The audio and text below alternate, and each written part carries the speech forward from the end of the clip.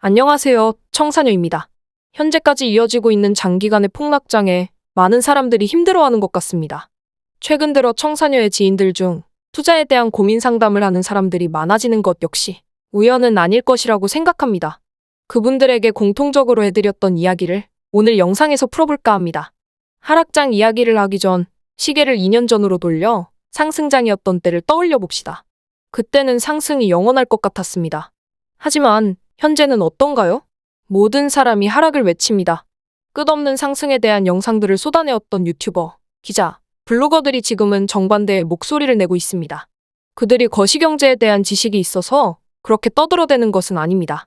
그냥 흐름이 그렇게 흘러가니 영상을 팔아 돈을 벌고 기사를 팔아 돈을 버는 사람들은 논리가 아닌 대세에 따르고 있을 뿐입니다. 절대 사이버레카들이 하는 소리에 현혹되지 마시길 바랍니다. 다음 이야기로 넘어가서 투자를 하면서 반드시 겪어야 하는 리스크와 스트레스에 대해서 말씀드리겠습니다. 투자라는 건 뭘까요?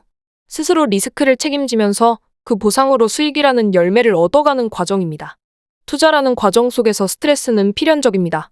하지만 많은 초보 투자자들은 리스크와 스트레스 없이 수익만 가지고 싶어 합니다. 특히 코로나 직후 투자를 시작하여 묻지마 투자를 통해 돈을 번 사람들이 가장 위험한 그룹에 속합니다. 그들 중 대부분은 최근의 하락장에서 번 돈을 거의 날렸을 확률이 높습니다. 이번 하락장에서의 경험을 토대로 리스크라는 것을 충분히 이해하고 손실의 기간, 투자의 스트레스, 이 모든 것들을 받아들일 각오와 자세가 만들어진다면 다음 사이클에서는 훨씬 더 성공한 투자자가 될 수 있습니다. 어떤 분들은 저에게 이런 질문을 하시는 분도 있습니다. 투자 고수들은 하락장에서 스트레스를 안 받냐는 거죠. 그렇지 않습니다.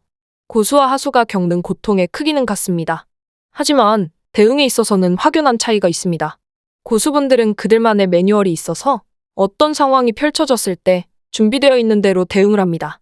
초보자들은 하락장이 다가오면 내가 왜 투자를 했지 하면서 자책하고 후회하고 우왕좌왕하다가 원칙이 없는 손절을 하거나 원칙으로 만들어 두었던 손절을 하지 않기도 합니다. 특히 초보자들은 시장을 예측하려고 하는 경향이 매우 강합니다. 본인의 실력이 부족하다고 느끼면 전문가라고 하는 사람의 말을 맹신합니다. 역사적으로 경제 전문가, 경제학과 교수라고 하는 사람들이 했던 예측이 맞는 확률은 50%도 안 되었고 그 어떤 전문가도 매번 맞춘 전문가는 없습니다. 하지만 청사녀와 함께 거시경제를 공부했던 사람들이라면 현대 자본주의 시스템에 대한 이해가 어느 정도 되어 있을 것이고 장기적으로 시장이 우상향할 것이라는 정도의 확신은 가지고 있을 것이라고 생각합니다. 아마 저와 같은 생각을 가진 구독자분들이라면 적어도 2024년도 정도에는 지금보다 물가 상승률, 금리, 환율은 떨어져 있을 것이고 주가는 지금보다는 올라 있을 것이라는 합리적인 믿음이 있을 것이라고 생각합니다. 이제 오늘 이야기를 총정리해 보겠습니다. 첫 번째, 여론에 휘둘리지 말 것.